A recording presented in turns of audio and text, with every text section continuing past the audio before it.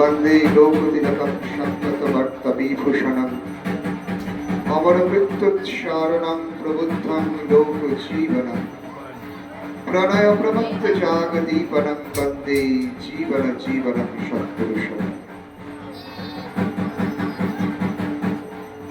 এই পবিত্র সৎসঙ্গের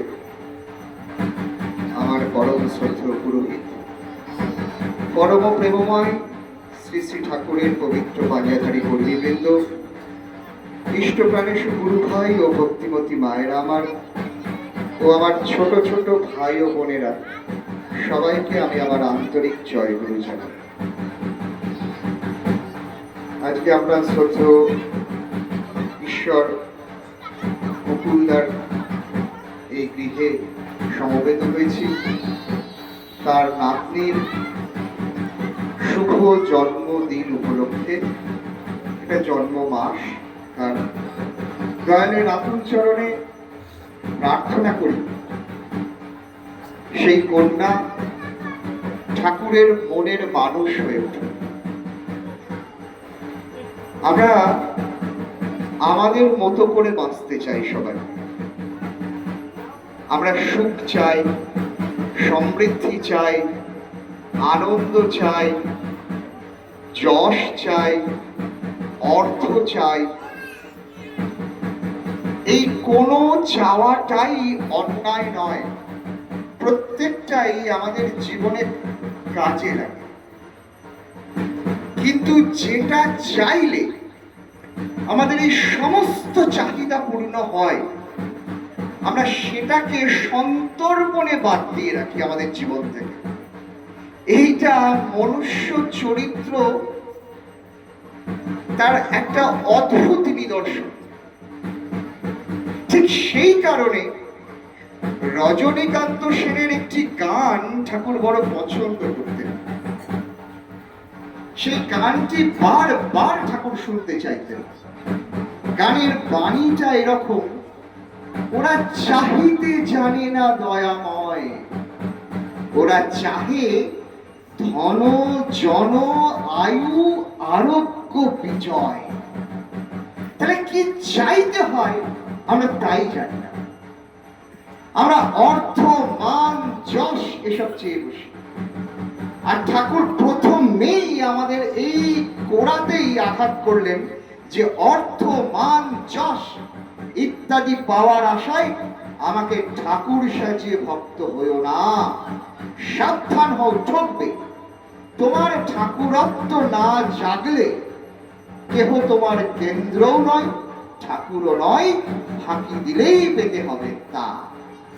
তাহলে আমার জীবনের লক্ষ্য অর্থ, মান, যশ চাওয়া নয়। আমার জীবনের লক্ষ্য হচ্ছে ঠাকুরত্বের জাগরণ। এইটাই আমার জীবনের লক্ষ্য হওয়া উচিত। আর এই ঠাকুরত্বের জাগরণের প্রথম ধাপ হচ্ছে বিশ্বাস। আর এই বিশ্বাসটা আসে কি করে?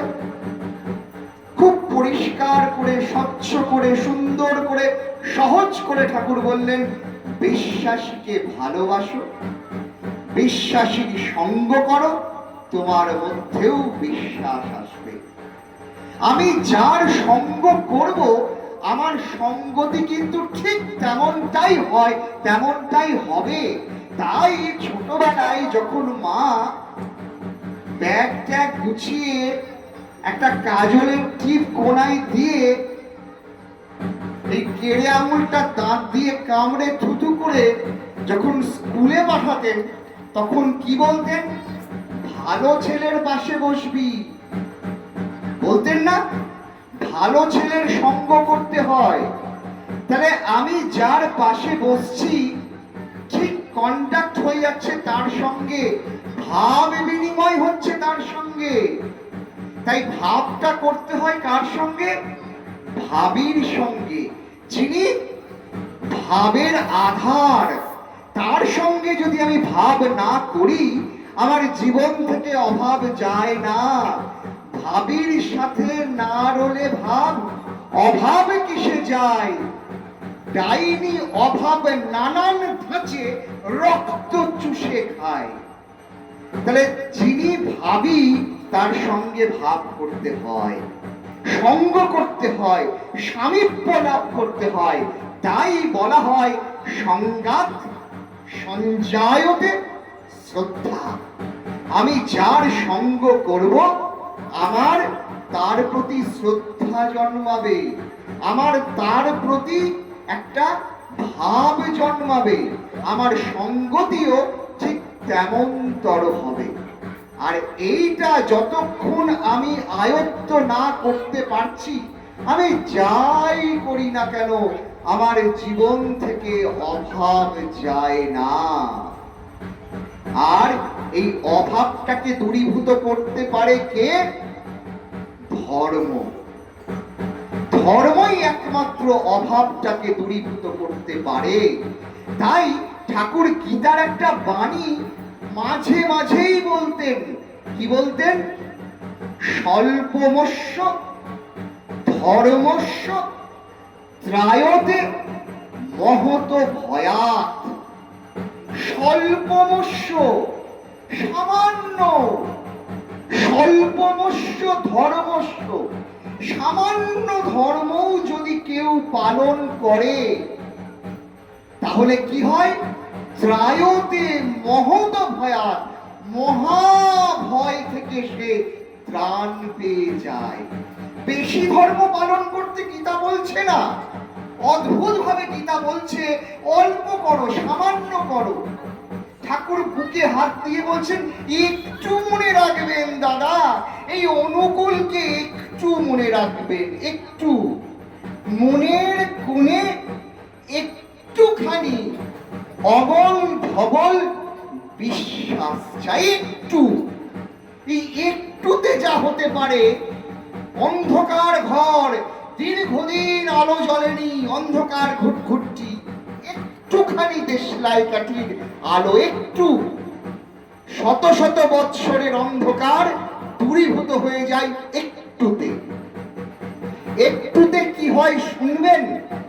বাস্তব উদাহরণ একটা দিলে আপনারা চমকে উঠবেন। একটুতে কি হয়? সারা ভারতবর্ষ এখন একটা খবরে পাগল হয়ে গেছে। টিভি খুলে ওই খবরটা শুনতে চাইছে, পেপার খুলে ওই খবরটা দেখতে চাইছে, হোয়াটসঅ্যাপ খুলে দেখছে নতুন কোনো ওই সংক্রান্ত খবর এলো কিনা। নিশ্চয়ই বুঝতে পারছেন পেহেলগাঁওয়ের ঘটনা, বৈশরণ ভ্যালির ঘটনা, নিশ্চয়ই বুঝতে পারছেন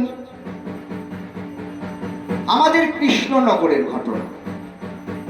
আমাদের কৃষ্ণনগরের একটি মেয়ে গত পরশু দিনের আনন্দবাজারের নদিয়া সংখ্যাটা যদি খুঁজে পান বাড়িতে, তাহলে দেখবেন তার একটা সাক্ষাৎকার বেরিয়েছে।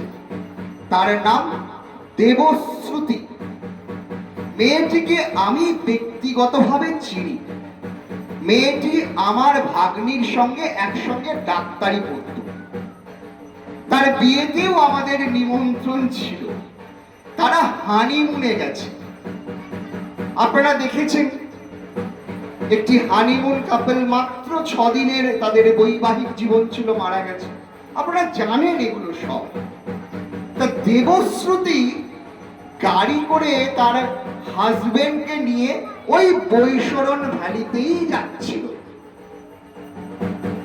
যাওয়ার পথে একটা ছোট্ট, একটুখানি ছোট্ট শিব মন্দির পড়ে।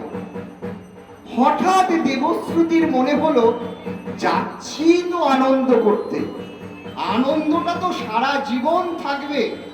এই আনন্দটা তার মধ্যে যদি আমার একটুখানি ধর্ম যুক্ত হয়ে যায়।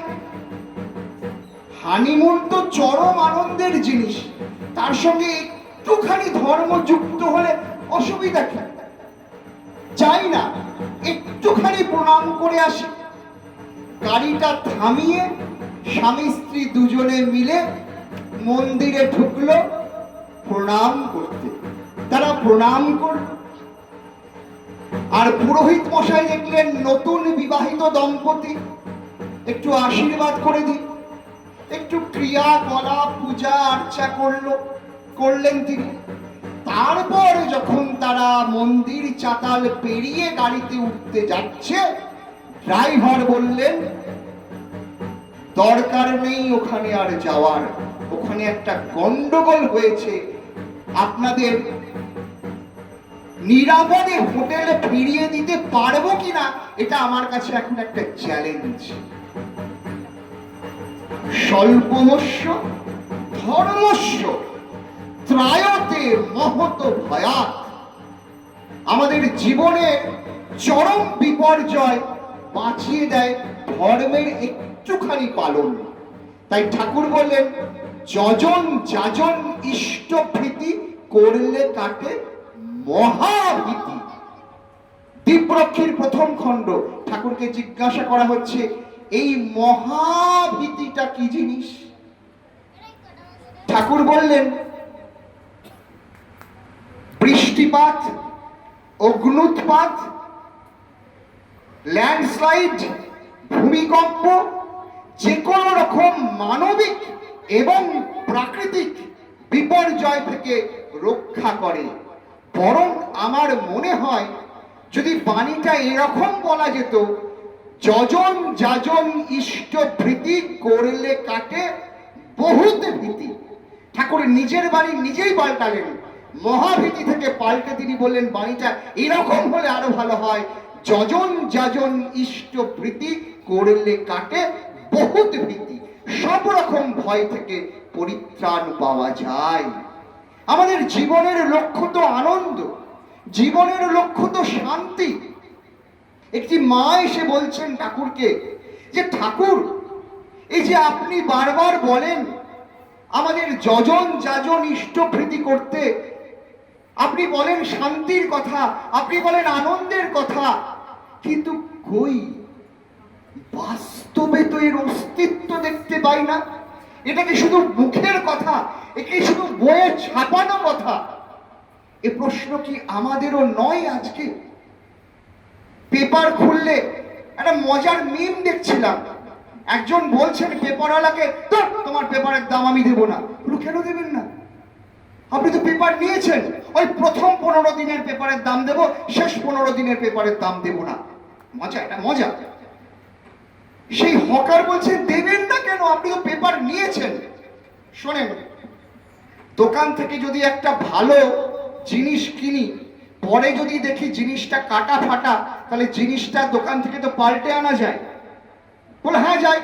বলে তোমার ওই 15 দিনের শেষ 15 দিনের পেপারের যে খবরগুলো আছে ওগুলো পাল্টে দাও। সব কটা বাজে খবর, সব কটা দুঃখের খবর, সব কটা খারাপ খবর, একটা ভালো খবর নেই। পেপারের দাম আমি দেবই না। পয়সা দিয়ে পেপার কিনবো, আবার দুঃখও পাবো, কষ্টও পাবো, যন্ত্রণাও পাবো, এটা হতে পারে না।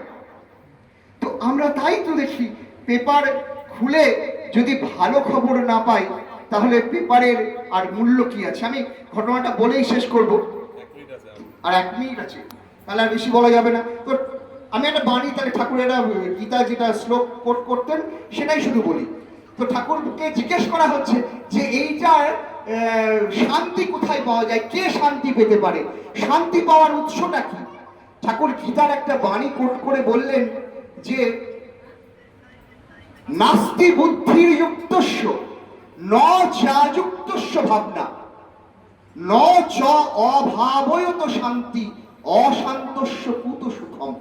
মানেটা শুধু বলে দিই, নাস্তি বুদ্ধির অযুক্তস্য, যে ব্যক্তি অযুক্ত, যুক্ত নয় আদর্শের সঙ্গে, তার জীবনে সুখ নেই, নাস্তি, তার বুদ্ধি নেই। নাস্তি বুদ্ধির অযুক্তস্য ন চাযুক্তস্য ভাবনা, যে যুক্ত নয় ব্যক্তি সে ভাবতে পারে না। ন চ অভাবয়ত শান্তি, যে ভাবতে পারে না তার শান্তি কোথায়? অশান্তস্য কুত সুখম, যে শান্ত নয়, যে শান্তি পায় না, সে সুখ পাবে কোত্থেকে? তাই যুক্ত হতে হয়। ভাবির সাথে ভাবনা হলে অভাব কিসে যায়? ডাইনি অভাব নানান দাচে রক্ত চুষে খায়। আসুন তার সঙ্গে যুক্ত হই। তিনি তো বলছেন ঝড় ঝঞ্ঝা যতই আসুক মনে রাখিস জোর, মাথায় আছেন দয়াল ঠাকুর, ভাবনা কি বা তোর? ভাবছো বসে চলবে কিসে, ভাববার তুমি কে, ভাববার যিনি ভাবছেন তিনি, তুমি ভাবো তাকে। সকলের ইষ্টচ্ছল জীবন প্রার্থনা করি, সকলে ভালো থাকুন। জয় গুরু, বন্দে পুরুষোত্তম।